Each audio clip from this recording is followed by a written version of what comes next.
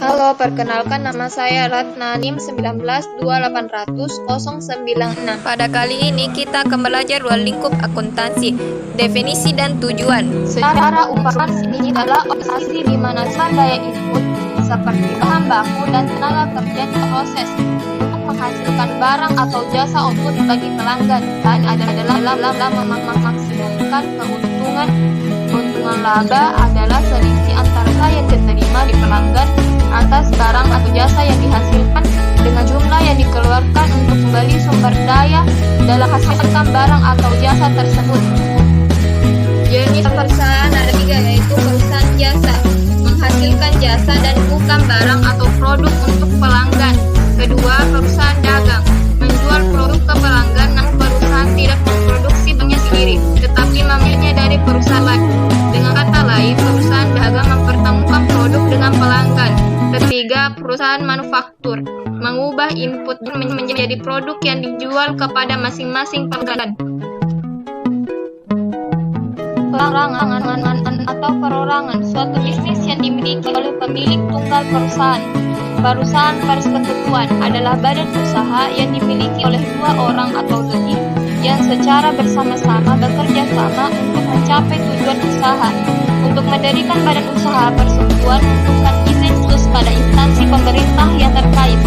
Ketiga, korporasi, perusahaan yang dibentuk berdasarkan peraturan pemerintah sebagai suatu badan hukum yang terpisah.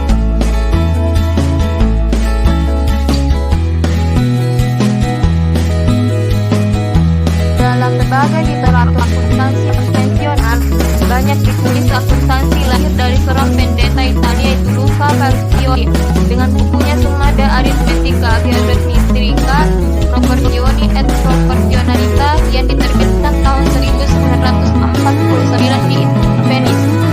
Pacioli sendiri dalam bukunya menyatakan bahwa apa yang ditulisnya tentang double entry bookkeeping adalah berdasarkan metode yang digunakan di Venice, Italia.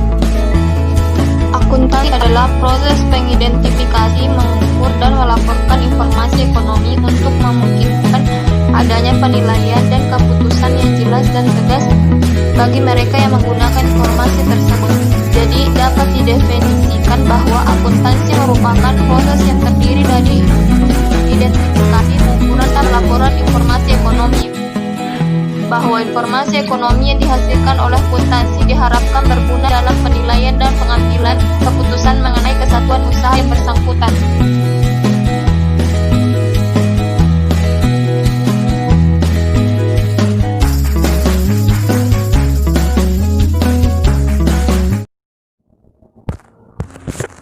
Tujuan utama akuntansi adalah menyajikan informasi ekonomi dari suatu kesatuan ekonomi kepada pihak-pihak yang berkepentingan. Kegunaan akuntansi adalah menghasilkan informasi yang berguna bagi pihak-pihak yang menyelenggarakan maupun pihak-pihak di luar perusahaan. Kegunaan ini berhubungan dengan proses pengambilan keputusan dan pertanggungjawaban.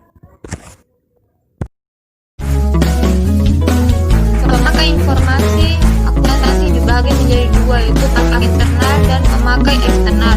Pemakai internal contohnya pemilik perusahaan, direktur, manajemen, dan karyawan.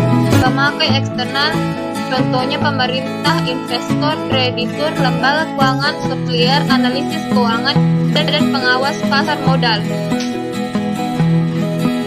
Bidang akuntansi dibagi menjadi 8, yaitu akuntansi keuangan atau financial accounting. Kedua, akuntansi pemeriksaan atau auditing. Ketiga, akuntansi manajemen atau manajemen accounting. Keempat, akuntansi biaya atau cost accounting.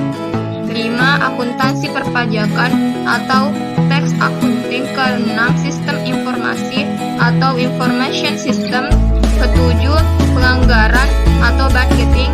Kedelapan, akuntansi pemerintah atau government accounting. Profesi akuntansi disebut sebagai akuntan.